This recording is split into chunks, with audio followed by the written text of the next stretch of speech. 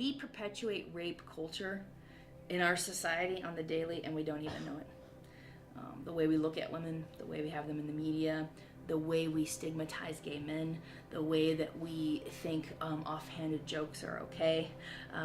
So the problem nationally is so much bigger than just the numbers, right? It's ingrained in our being, the way we've socialized gender, and the way we've sort of said, well, they had it coming. They were wearing this, they were wearing that.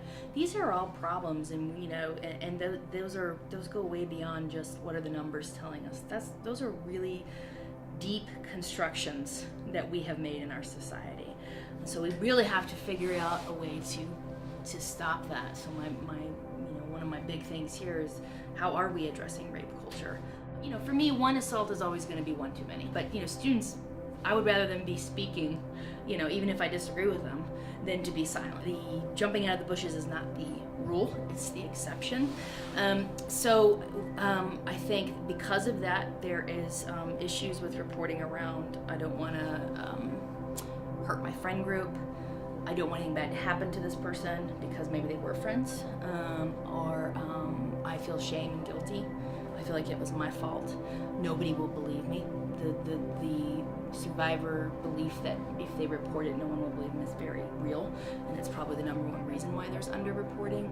And I also think that for sexual misconduct cases today, I think it takes people a while to figure out what happened to them. I do know we've had more reports this year than in the first 2 years I was doing this work. They've doubled. So we can look at this two ways. They've doubled because we have a bigger problem, which I doubt, or they've doubled because people are feeling more comfortable. So it's called the ESV clothing drive, that stands for End Sexual Violence. And I originally did a normal clothing drive 2 years ago, and then I've expanded it since then to become a hospital-wide drive. And so those consist of collecting clothing and shampoos and conditioners and toothbrushes and toothpaste, things like that for victims. And these bags go to the hospital when someone comes in and is raped. And I work just out of service for Jill. I think it's 4 to 6 weeks is the red zone on campus. It's where people are most likely to get sexually assaulted. And it's most of the time there's someone you know. For one, when we think of sexual assault, we think of somebody jumping out of the bushes to get you. And I don't really know, that's a huge myth. Most of the people who are assaulted by people we know. It was the guy's roommate, and he said, you acted like you liked him, this is your fault, you drank, all this stuff, and then started yelling at me and said, if you report this, I'm going to be extremely mad, you're going to have no friends. Freshman year was definitely I feel like I'm recovering my GPA from my freshman year, and having panic attacks and skipping class. We want to encourage you to report because it's helpful for you as an individual and growth. And again, we want to make sure you get your education as best you can after something like this happens. It's also important because if we have a predator on our campus, we need to know. I advocate for people to report even though I didn't, which makes me feel like a hypocrite.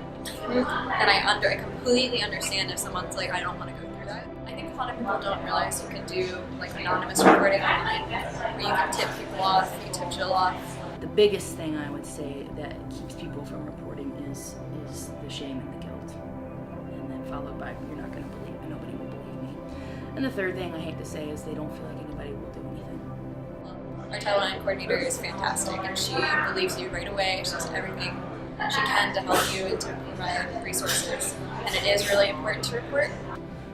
I just want our office to keep working on eradicating some of the stigma behind coming forward. Our number one primary issue every time we get a case is care. She was explaining all these things, if you have someone tell you this, it's not their fault, they were sexually assaulted. And we went through all these situations, and I was like, no, that happened to me. Their healing is intact. They're a person.